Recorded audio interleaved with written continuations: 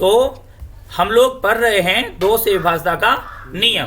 2 से विभाज्यता का नियम में ये है कि वह संख्या जिसके इकाई स्थान पर 0 रहे, 2 रहे, 4 रहे, 6 रहे या फिर 8 रहे तो वह संख्या क्या होती है?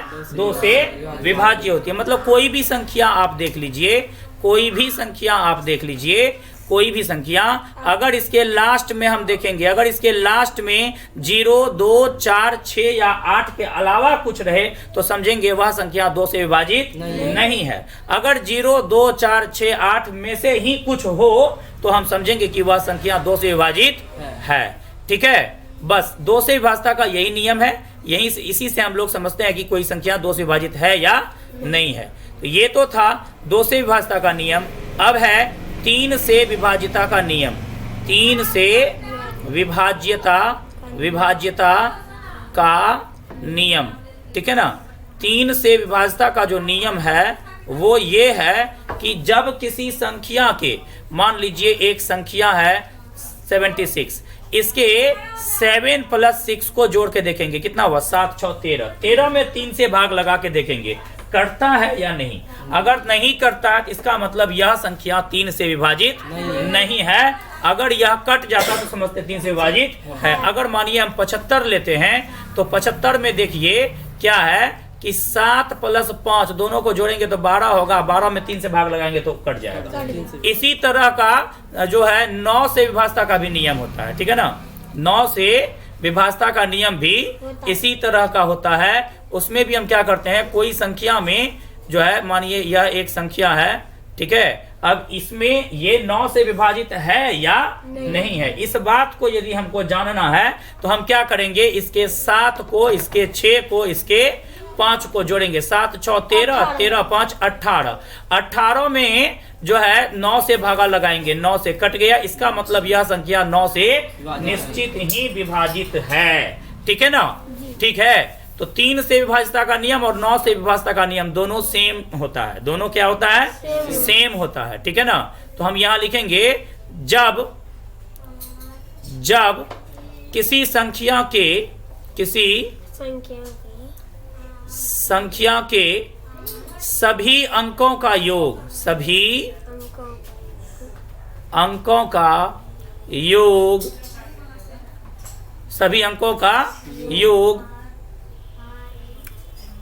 3 से विभाजित हो, 3 से विभाजित हो तो वह संख्या भी 3 से विभाजित होती है। वह संख्या भी 3 से विभाजित होती है, ठीक है। जैसे कि एक एग्जाम्पल हम ले करके दिखा दे रहे हैं। 7, 6, 5। मालूम नहीं कि यह संख्या 3 से विभाजित है या नहीं है। तो क्या करेंगे, हम इसके सभी अंकों को जोड़ करके देखेंगे। 7 + 6 + 5, ठीक है। इसको मैं यहीं करके दिखाऊं, ठीक है ना, इसी लाइन में ठीक रहेगा, ठीक है। यहाँ पे क्या हो जाएगा, 7 + 6 + 5, ये हो गया आपको 7, 6, 13, 5, 18। उसमें भागा देंगे 3 से, 3 × 6 = 18, कट गया ना। इसका मतलब ये हुआ कि 765 जो है वह 3 से विभाज्य है। वह क्या है? 3 से विभाज्य है, ठीक है ना। मेरे अंदाज से कोई परेशानी नहीं होगी समझने में, ठीक है। अब हम लोग जाएंगे तीसरे नंबर में। यहाँ पर आप क्या करिए, 9 से विभाज्यता का नियम समझ लीजिए, क्योंकि 9 से विभाज्यता का नियम भी इसी तरह का है। 9 से विभाज्यता का नियम, 9 से विभाज्यता का नियम।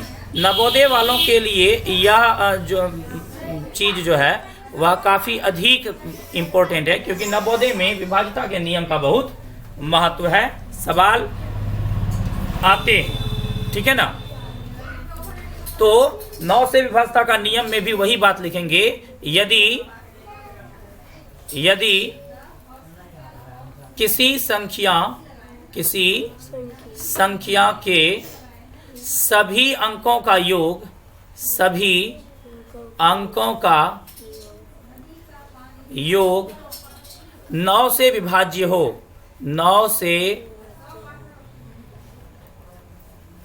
विभाज्य हो, तो वह संख्या भी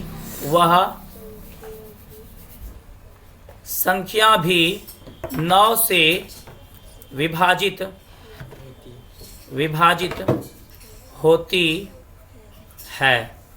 ठीक है, जैसे कि एक संख्या में ले लूं, कुछ बड़ी संख्या लेता हूं। ठीक है, मानिए एक 7 है, 6 है, 2 है, 3 है, 4 है, 5 है। ठीक है ना। ठीक है, अब इतनी बड़ी संख्या है, मालूम तो है नहीं कि यह संख्या 9 से विभाजित है या नहीं है। वह संख्या 9 से विभाजित है या नहीं है। तो हम क्या करते हैं, हम ये करते हैं कि इस संख्या के सभी अंकों को जोड़कर देख लेते हैं। 7 + 6 + 2 + 3 + 4 + 5 देख लेते हैं। क्या हो गया टोटल मिला के? 7 × 6 = 13, 2 × 15, 3 × 18, 4 × 22, 5 = 27। अब 27 में जब हम 9 से भाग करेंगे तो क्या हो जाएगा? यह 9 × 3 = 27, 3 बार में कट जाएगा। इसका यही मतलब हुआ कि 7, 6, 2, 3, 4, 5 ये एक संख्या है, ये 9 से विभाज्य है। भाग देने की कोई जरूरत नहीं है। आप जब ऐसा करके देख लिए हैं तो ये आप समझ जाइए कि यह संख्या में जब हम 9 से भाग देंगे तो यह संख्या बिल्कुल पूरी तरह से कट जाएगी, शेषफल 0 आएगा। ठीक है, चलिए 3 और 9 हो गया, 2 हो गया। अब हम लोग चलेंगे 4 और 8 के विभाज्यता के नियम पे। 4 और 8 का विभाज्यता का नियम भी एक जैसा है। ठीक है, इसीलिए 4 और 8 के विभाज्यता का नियम भी हम पढ़ेंगे एक साथ। पहले आप 4 से विभाज्यता का नियम पढ़ लीजिए। 4 से विभाज्यता का नियम समझ में आ रहा है कि नहीं? जी आ रहा है ना? जी बिल्कुल। 4 से विभाज्यता का नियम जब हम पढ़ेंगे, ठीक है ना, तो ये हो जाएगा 4 से विभाज्यता का नियम जब हम पढ़ेंगे तो ये हो जाएगा आपका। देख लेते इसमें क्या होता है। इसमें एक छोटा सा सबसे पहला ट्रिक तो ये है, अगर किसी संख्या के लास्ट में मतलब इकाई और दहाई स्थान पर अगर शून्य हो, अगर किसी संख्या के लास्ट में 2 ठो शून्य हो तो वह संख्या 4 से विभाजित होगी। यदि किसी संख्या के लास्ट में 3 शून्य होता है तो वह संख्या 8 से विभाजित होगी। ठीक है ना? ठीक है ना। जैसे एक संख्या है 500, यह संख्या 4 से विभाजित निश्चित होगी। क्यों? क्योंकि इसके इकाई और दहाई के स्थान पर शून्य है। ठीक है ना। इकाई और दहाई के स्थान पर यदि शून्य हो तो वह संख्या 4 से विभाजित होती है। इकाई दहाई सैकड़ा के स्थान पर यदि शून्य हो तो वह संख्या 8 से विभाजित होती है। बाद में हम ये भी चर्चा करेंगे कि कौन सी संख्या 4 और 8 दोनों से विभाजित हो सकती है, लेकिन कौन सी संख्या 8 से विभाजित होगी लेकिन 4 से विभाजित नहीं होगी। ऐसी भी बातें होती है, बट वो हम लोग बाद में जानेंगे। ठीक है ना। तो चलिए हम इसको एक भाषा बना करके आपको बताते हैं। यदि किसी संख्या के इकाई तथा दहाई स्थान पर, किस पर? इकाई तथा दहाई स्थान पर, इकाई तथा दहाई स्थान पर शून्य हो। ठीक है ना। क्या हो? शून्य हो। ठीक है ना। शून्य हो तो वह संख्या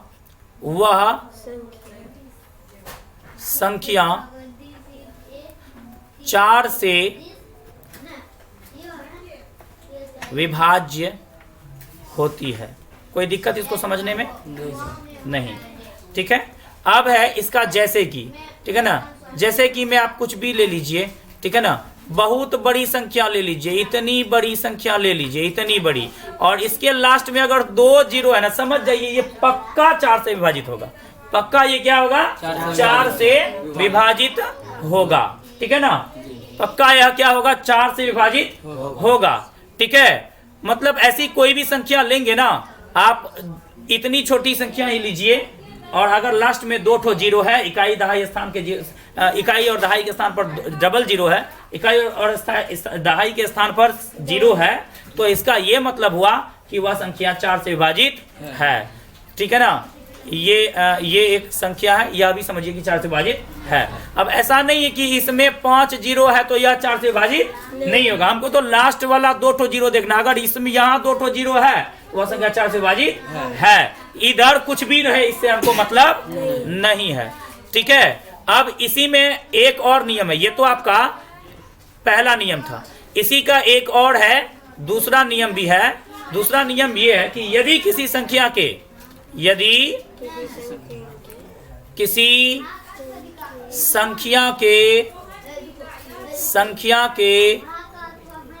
इकाई तथा दहाई स्थान के अंकों से बनी संख्या, स्थान के अंकों से बनी संख्या 4 से विभाज्य हो, 4 से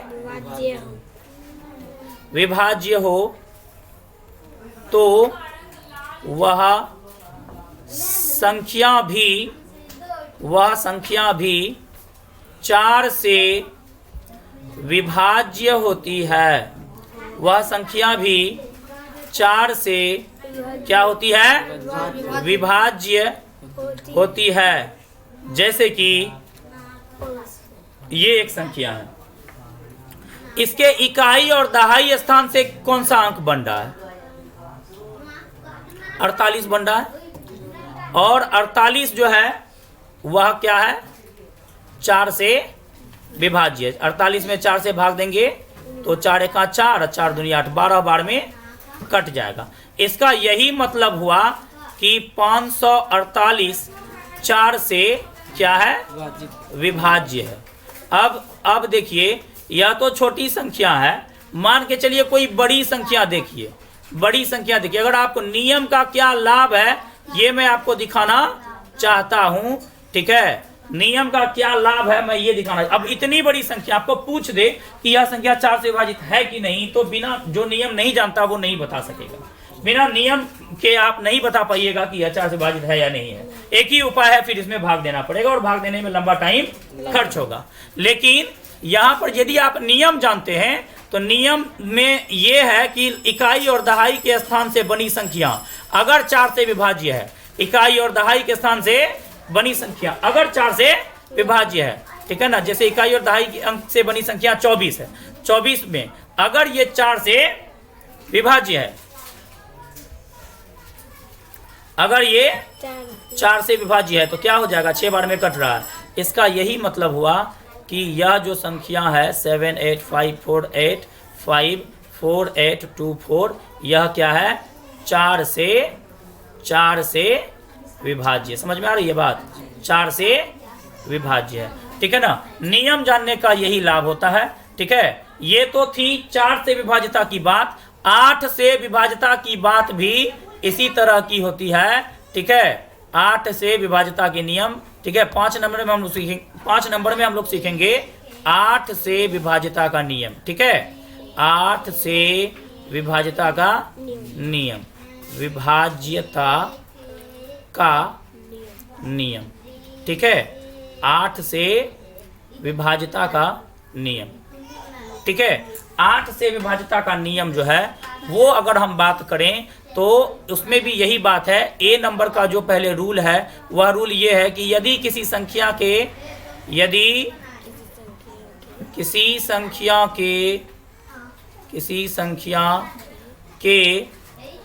ठीक है, इकाई, दहाई तथा सैकड़ा के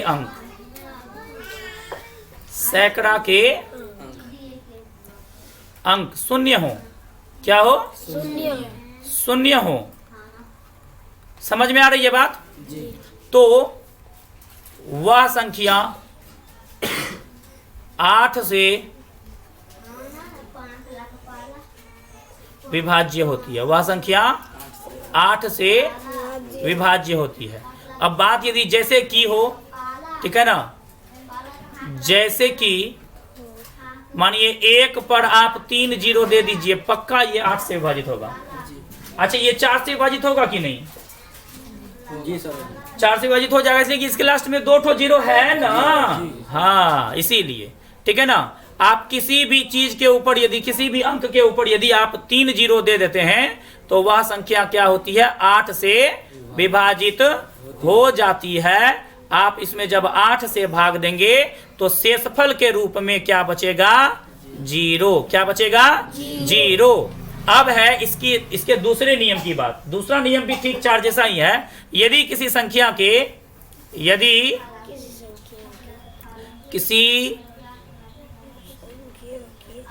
संख्या के इकाई, दहाई तथा सैकड़ा के अंकों से बनी संख्या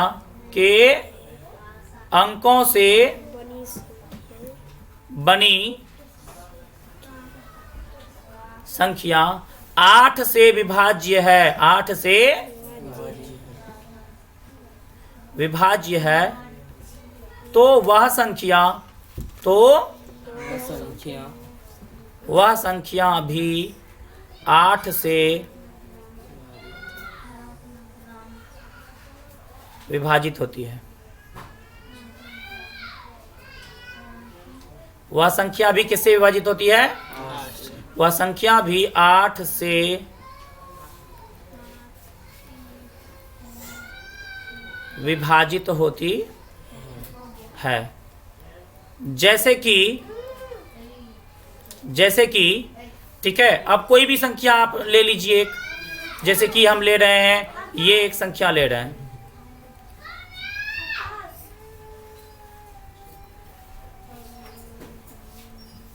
ये एक संख्या ले रहे हैं, ठीक है।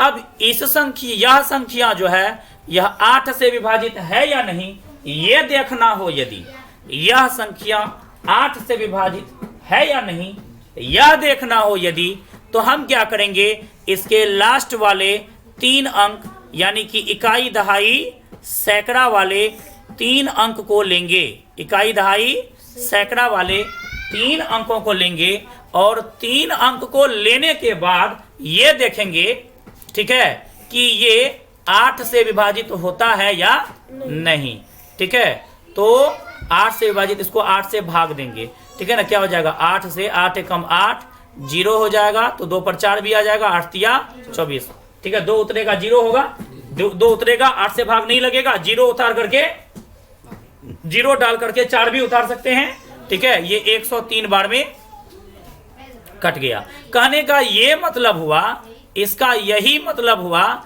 कि 7854824, ठीक है ना, यह संख्या 8 से विभाज्य है।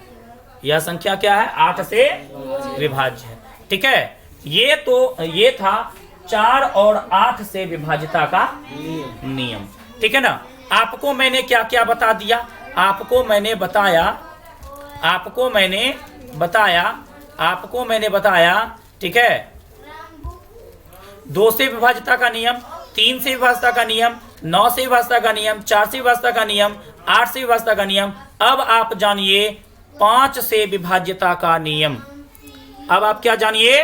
5 से विभाज्यता का नियम, ठीक है। कितना नंबर हो जाएगा? 6, बिल्कुल। अब आप जानिए 5 से विभाज्यता का नियम, ठीक है।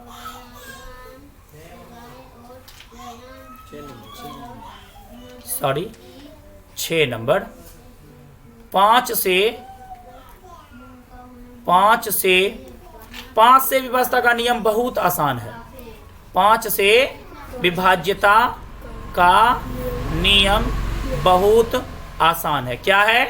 बहुत आसान है। जिस संख्या के इकाई स्थान पर या तो 0 रहे या तो 5 रहे। जिस संख्या के इकाई स्थान पर या तो क्या रहे 0 या तो क्या रहे 5, हम ये समझते हैं कि वह संख्या 5 से विभाज्य है। वह संख्या क्या है 5 से विभाज्य है। ठीक है ना। निश्चित ही आप भाग करके देख लेंगे, आपको जो है बिल्कुल कुछ भी शेष नहीं बचेगा। तो इसी चीज को हम लोग भाषा में आइए लिख लेते हैं। यदि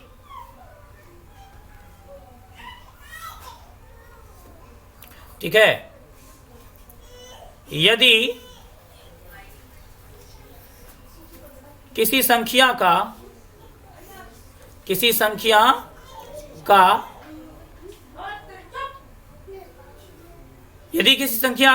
इकाई तथा दहाई का अंक, इकाई तथा दहाई का अंक 0 या 5 हो तो वह संख्या 5 से विभाज्य होती है। वह संख्या 5 से विभाज्य होती है। क्या होती है? वह संख्या 5 से विभाज्य होती है।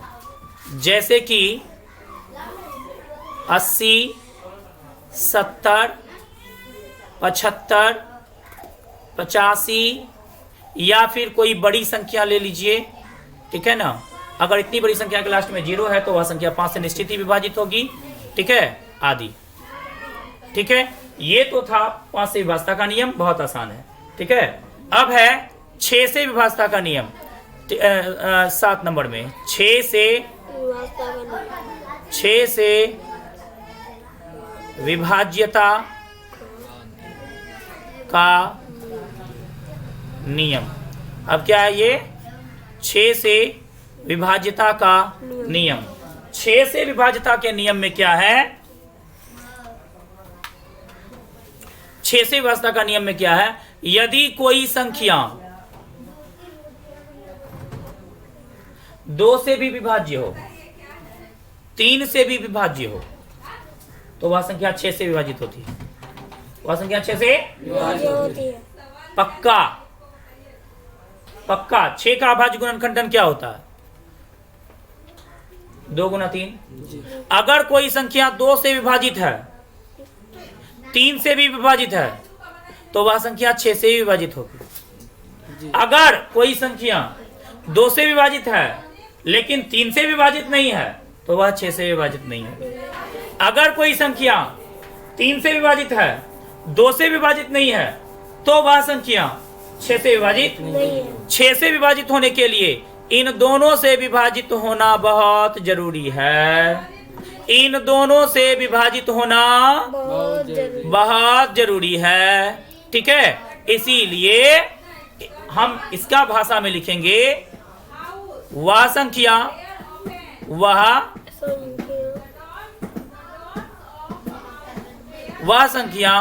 जो 2 तथा 3 दोनों से विभाजित होती है, दोनों से विभाजित होती है, तो वह संख्या 6 से भी विभाज्य होगी। वह संख्या 6 से भी विभाज्य होगी। जैसे कि 750, यह संख्या 0 अंतिम में इसलिए 2 से विभाजित है। अब 7 5 को जोड़ेंगे तो 12 हो गया, 12 3 से विभाजित है। इसका यह मतलब हुआ कि यह संख्या 2 से भी विभाजित है, 3 से विभाजित। इसका यह मतलब यह संख्या 6 से।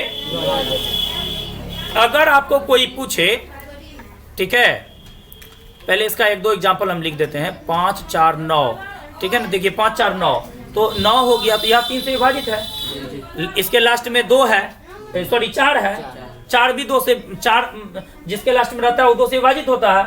ठीक है, तो इसका यही मतलब हुआ इसका यही मतलब हुआ कि यह संख्या 6 से पक्का विभाज्य होगी।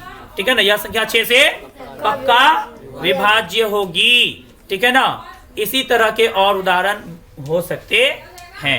ये तो था 6 से विभाज्यता का नियम। अब आपका 2 से विभाज्यता का नियम कंप्लीट है, 3 से विभाज्यता का नियम कंप्लीट है, 4 से विभाज्यता का नियम कंप्लीट है, 5 से हो गया, 6 से हो गया, 8 से हो गया, 9 से हो गया, 7 बच गया है। ठीक है, क्या बच गया है? 7 बच गया है। अब हम लोग पढ़ेंगे 7 से विभाज्यता का नियम। अब हम लोग क्या पढ़ेंगे? 7 से विभाज्यता का नियम।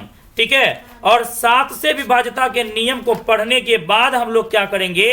इसके एक्सरसाइज को बनाएंगे। ठीक है ना, एक्सरसाइज हम खुद से ही आपको देंगे, आपको वो मिल जाएगा और उसके बाद आप एक्सरसाइज बनाएंगे, तब जाकर के आपका ये चीज बिल्कुल पूरी विभाज्यता का नियम बिल्कुल क्लियर हो जाएगा। उसके बाद 10 से विभाज्यता का नियम है, 11 से विभाज्यता का नियम है। तो 10 से विभाज्यता का नियम जो है वह बहुत आसान है। जिस संख्या के लास्ट में, कहाँ? जिस संख्या के लास्ट में मतलब इकाई स्थान पर, जिस संख्या के इकाई स्थान पर शून्य होता है वह संख्या 10 से विभाज्य होती है। ठीक है ना, वह संख्या किससे विभाज्य होती है? 10 से विभाज्य होती है। ठीक है ना, कोई दिक्कत नहीं, बात समझ में आ गई है? ठीक है ना। उसके बाद 11 से विभाज्यता का नियम है। तो 11 से विभाज्यता का नियम जो है उसमें हम लोग क्या करते हैं? उसके सम स्थानों को और उसके विषम स्थानों को, ठीक है ना, जोड़ते हैं। सम स्थान पर जो भी अंक है उसको जोड़ते हैं, विषम स्थानों पर जो भी अंक है उसको जोड़ते हैं। और जब वह या तो बराबर होना चाहिए या नहीं तो उसका अंतर 0 होना चाहिए, दोनों एक ही बात हुआ। अगर वह दोनों बराबर होता है तो हम ऐसा समझते हैं कि वह संख्या क्या है? 11 से विभाजित है। ठीक है ना, इसी तरह से ये बातें होती है। ठीक है।